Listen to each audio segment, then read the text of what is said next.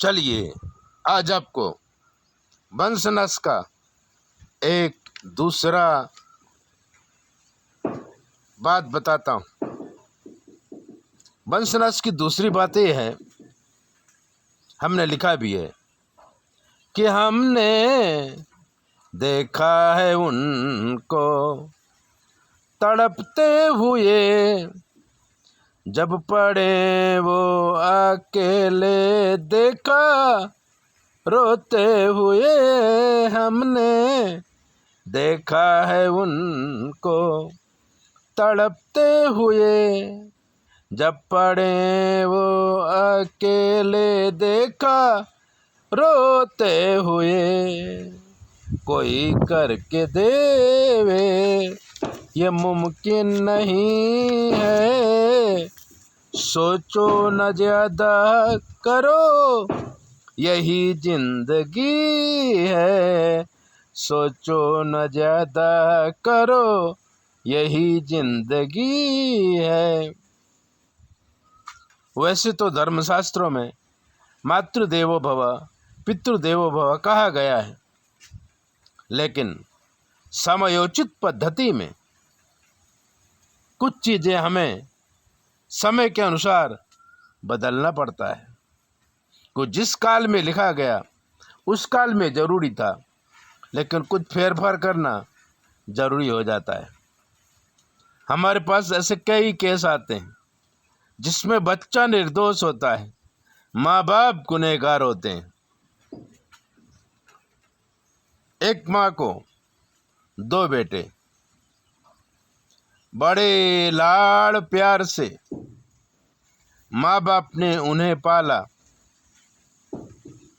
बड़े बेटे की शादी की, बहू घर में आई, लेकिन बहू बड़े घर की लड़की थी, न सास को मानती न ससुर को मानती। ससुर बड़े क्रोधी थे, उन्होंने बहू को घर से निकाल दिया।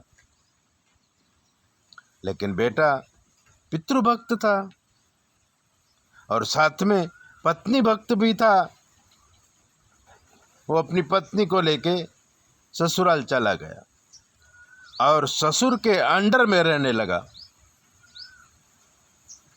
पिताजी की मृत्यु हुई, छोटा बेटा और छोटी बेटी रह गई, यानी छोटी बेटी और छोटा बेटा। जब पिताजी चले गए तब ये दोनों क्या करें।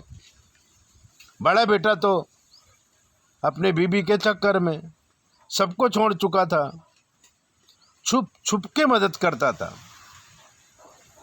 जब माँ और बेटी बड़े भाई घर पहुँचे तो बीबी को याद आया कि मेरे ससुर ने मुझे घर से निकाल दिया था, इसलिए उसने भी अपने सास और ननंद को घर से निकाल दिया। अब जवाबदारी आई छोटे बेटे पे। छोटा बेटा बहुत ही मातृभक्त था, वो बनारस में जाके व्यापार करने लगा। माँ का और बहन का पूरा भार संभाल लिया।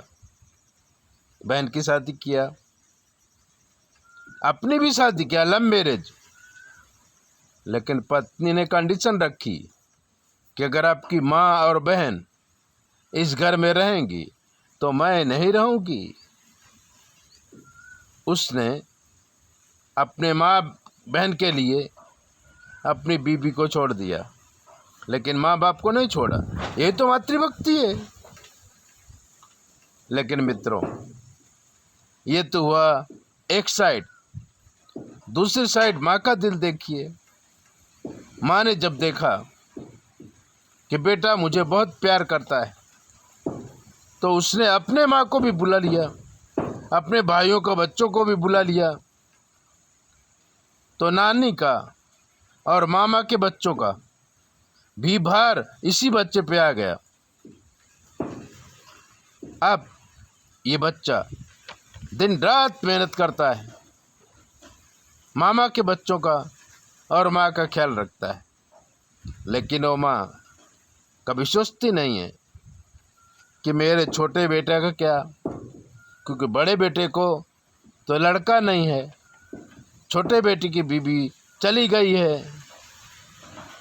माँ ने कभी सोचा कि इस बेटे की शादी करके कम से कम अपना वंश तो चला लूं, लेकिन कोई भी बीवी तभी आएगी जब उसका पति फ्री होगा।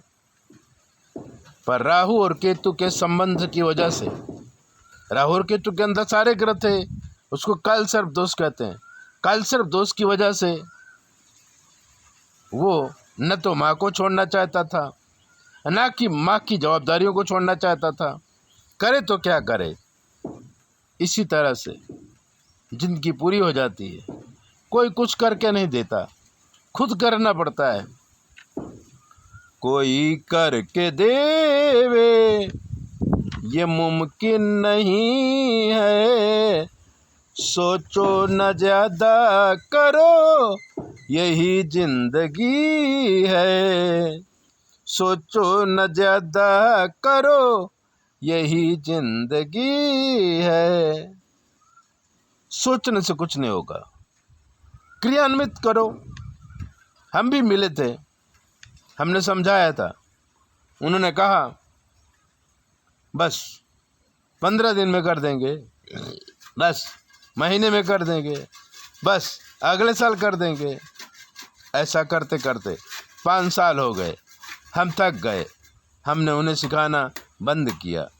ऐसे ही दिव्य बातें जानने के लिए हमारे चैनल को सब्सक्राइबर करो, लाइक करो, और अगर आपके जीवन में कोई कष्ट है हमसे पूछो, हम आपको बताएंगे आपकी ग्रह दशा कैसी चल रही है और आपको क्या प्रॉब्लम है, उसका निवारण क्या है। और अगर आप पूछना चाहते हैं तो 9825200108 पर फ़ोन करो, हमसे पूछो।